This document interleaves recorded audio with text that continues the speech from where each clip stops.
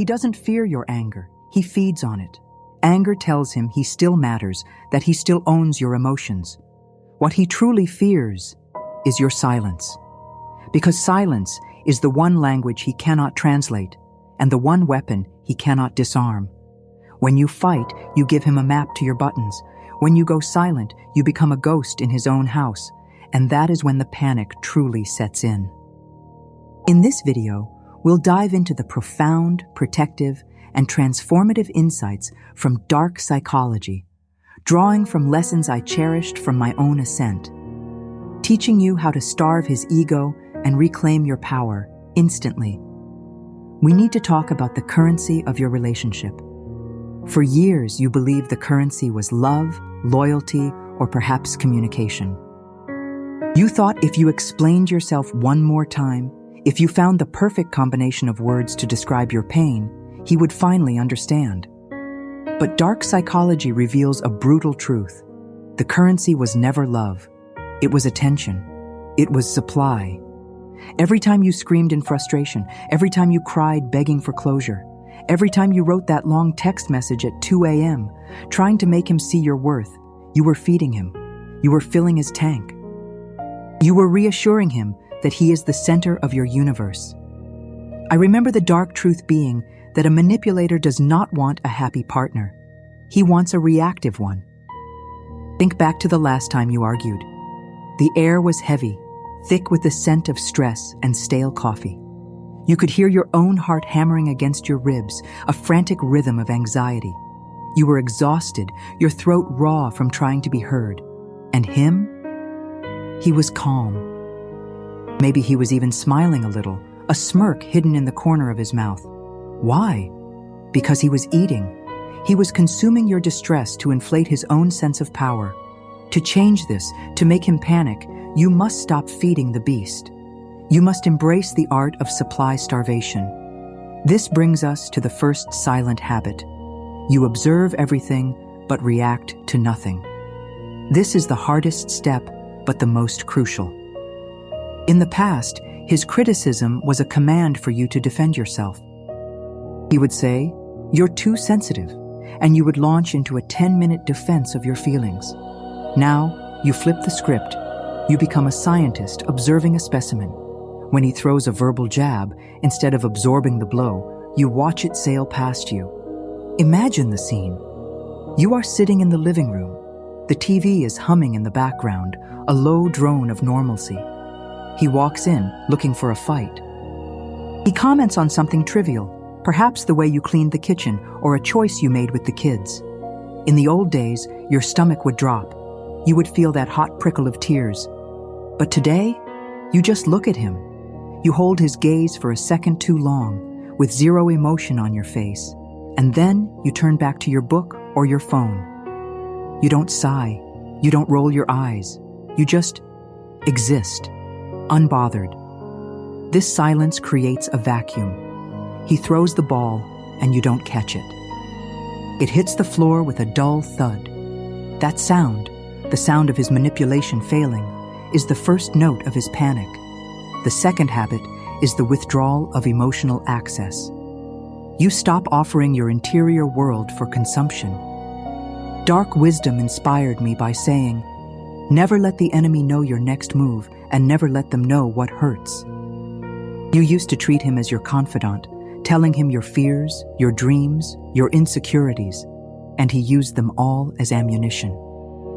Now, the vault is closed. When he asks, "What's wrong?" hoping to trigger a flood of complaints he can dismiss, you simply say, "I'm fine," and you mean it. Not the passive-aggressive "I'm fine" that begs to be probed, but a flat, indifferent factual statement. You must understand the tragedy of the empath's past. Look at the great empath you used to be. Where were your boundaries then? You traded them for crumbs of approval.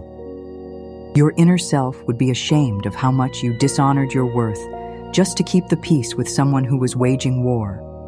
You let him walk through your mind with dirty shoes, leaving mud on your most sacred memories. That ends now. By withdrawing your emotional access, you force him to realize he is no longer a VIP guest in your life. He is now a stranger standing outside the gate, and he doesn't have the code. This leads to the third habit, which is choosing distance over explanation. In the modern world, this often plays out digitally. The phone is his leash. He sends a text. It's provocative, maybe a little accusatory, or perhaps it's breadcrumbing, a tiny morsel of affection just to see if you'll bite. The old you would reply instantly. You didn't want him to think you were mad. You didn't want to play games. But psychology always made it a point to remind us that access is a privilege. So for 3 months, you practice the pause. The phone buzzes. The notification light blinks, a piercing blue in the dark room. It demands attention. Your thumb twitches, but you don't touch it. You let it sit. You wait an hour, then 2. Then maybe you don't reply at all if no question was asked. You aren't playing hard to get. You are hard to reach because you are busy rebuilding the life you neglected. When you finally respond, it is concise. No emojis, no explanations, just okay or I see. This digital silence is deafening to him. It signals that his urgency is not your emergency. If this resonance of protection is hitting home for you, take a moment to subscribe. We are building an army of women who no longer feed the shadows but master them. Like this video if you are ready to be the one who sets the terms. Now, we escalate to the fourth habit, unwavering kindness without intimacy. This is the masterstroke that confuses the toxic mind. They expect you to be bitter. If you are cold and angry, they can label you crazy or bitter, and that fits their narrative. It makes them the victim. But what if you are polite? What if you are pleasant, yet completely impenetrable? Picture a morning where he expects a fight. Instead, you make coffee. The aroma fills the kitchen, warm and grounding. You pour him a cup. You say, "Good morning," with a light, airy tone. But you don't ask about his day. You don't touch his arm. You don't look for that connection in his eyes. You treat him with the polite detachment of a flight attendant or a barista. This surface kindness is terrifying to a manipulator. It denies them the fuel of conflict, but it also denies them the validation of intimacy. It leaves them with nothing to latch onto, sliding off you like water off glass. You are right there, but you are 1,000 miles away. The fifth habit is letting karma do the heavy lifting. You retire from the job of being his teacher, his judge, and his jury. You stop trying to make him see the error of his ways. You stop warning him about the consequences of his actions. You simply step back and let reality hit him. As I often shared in my recovery, the most painful lesson for a narcissist is not your lecture. It is his own life falling apart without your support to prop it up. For years, you were the buffer. You smoothed things over with his family. You reminded him of appointments. You managed his image.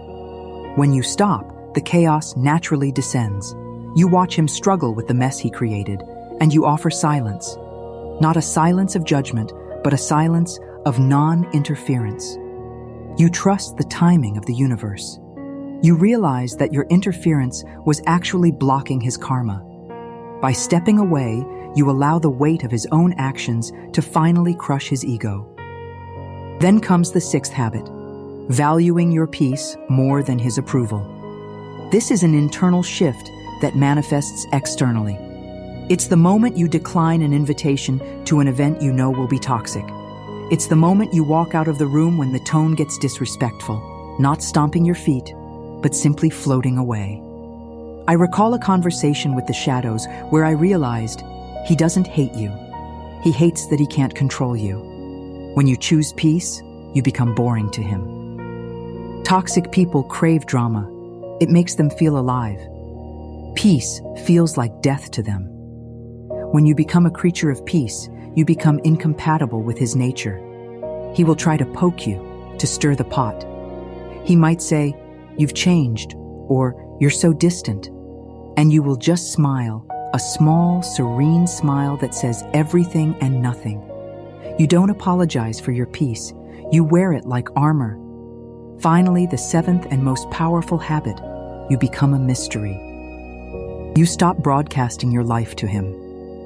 In the age of social media, this is vital. He shouldn't know where you are, who you are with, or what you are thinking. If you are separated or just distancing yourself within the home, your life becomes a black box. He is used to knowing your every move. Now, he sees you dressing up, putting on that coat he's never seen, the fabric rustling softly as you move with purpose. You look beautiful, confident. He asks, "Where are you going?" You reply, "Just out," and you leave. The door clicks shut. That sound, that final click, is the sound of his control shattering. He is left in the silence of the hallway, his mind racing with 1,000 scenarios. Is she seeing someone? Is she happy? Why doesn't she need me? And then, like a bolt splitting the sky, the truth hits the empath. The pain wasn't punishment. It was school.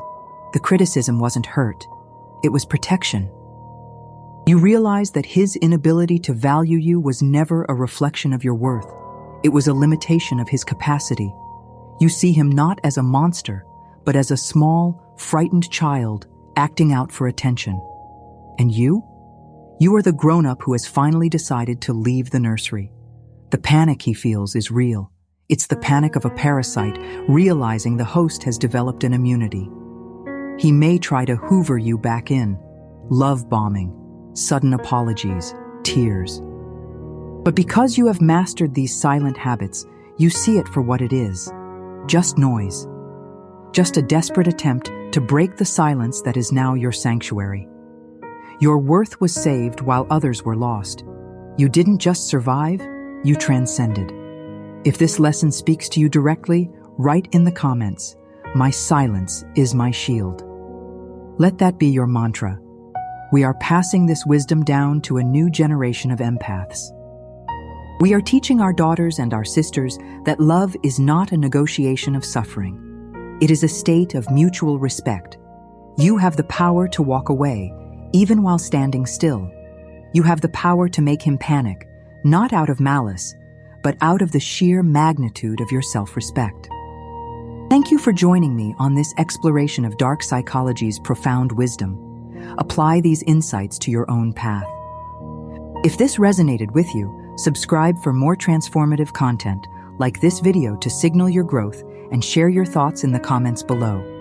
Stay silent, stay strong, and let them wonder.